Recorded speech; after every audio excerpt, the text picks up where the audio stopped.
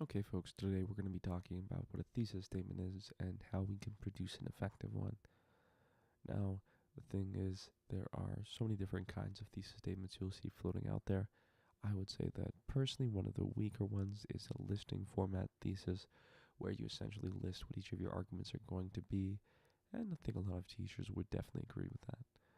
This is going to be a thesis with a subordinate clause, which again, I believe, I know based on the experiences I've had with other educators is the most effective kind of thesis statement you can make. And again, it's one that you can manufacture effectively knowing what you're doing. Okay, we can break this down into three parts. Now, the first is the connection to the text. Now, this is really one of the easiest things to do. You'll see some thesis statements which encourage that you write the short story and character name. That's okay.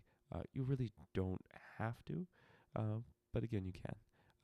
At your most base level, you need, well, the text creator suggests. Now, this could be a number of names, could be a number of authors, of course, depending which text you're writing. So it could be Monroe suggests, it could be Osani suggests, it can be Hamad suggests, it could be Shakespeare suggests.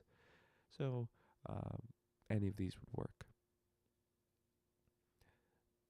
The general statement is going to be after your connection to the text. Now, again, there's some flexibility in how you choose to order this, but this is one of the more straightforward approaches. So this is the perspective of society. If you make this statement, will most of society agree to it?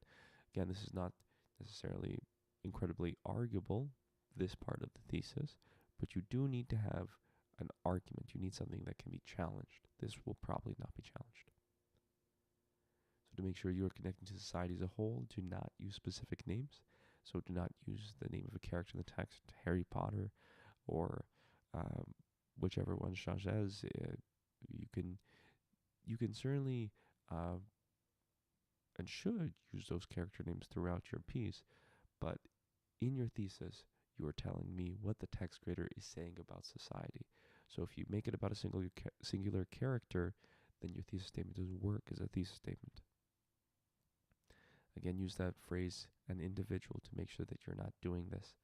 An individual is a noun which encompasses everybody, which is, again, speaking to that human condition, speaking to what it means to be a person as a part of a society. Now, the third part is probably your most important. This is your subordinate clause, and this is a complication of your general statement. This is what makes your thesis arguable. Now, by complication, you don't have to disagree with that general statement, but you are offering extra insight. You are offering a different side to the issue.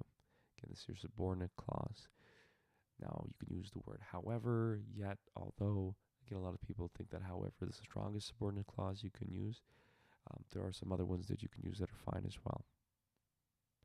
So using a subordinate clause demonstrates a complex and insightful understanding of the prompt in question, and the topic. You don't just understand what most of society understands. You have a higher level understanding, a more insightful and complex and nuanced approach. Now, again, this is a thesis. So a thesis is one sentence, the last sentence of your introduction. Now, some of you might say, well, why can't we put it elsewhere in the introduction? Well, partially because it might not look like a thesis as much as you hope or think it does. And now that you've moved it throughout your piece, it's going to become a lot more confusing. And secondly, you need to establish that context. You need to tell me what you're writing about before you tell me what your argument is. And of course, you don't want to do it too late in the piece either, because at that point, you've been arguing something that I don't know what you're arguing. Just to give you an idea of what a thesis statement could be, let's just select a text like, we can do Boys and Girls by Alice Munro. So Munro suggests that an individual will try to be autonomous. However, the status quo and the challenges of society might force an individual to sacrifice what they initially valued. That's a thesis. Okay?